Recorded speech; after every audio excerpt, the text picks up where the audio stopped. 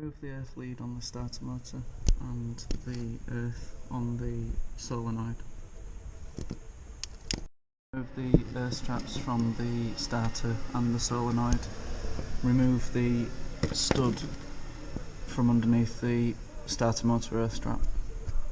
Everything's 13mm. The other ball for the starter motor is behind this rubber grommet, and in the hole there'll be a hex bolt to remove.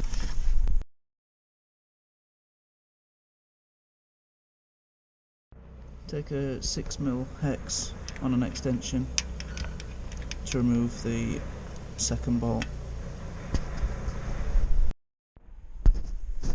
Once you've loosened the bolt completely, you should be able to get it on the end of a magnet and pull it straight out. Undo the vacuum reservoir T30 Torx at the bottom and one at the top.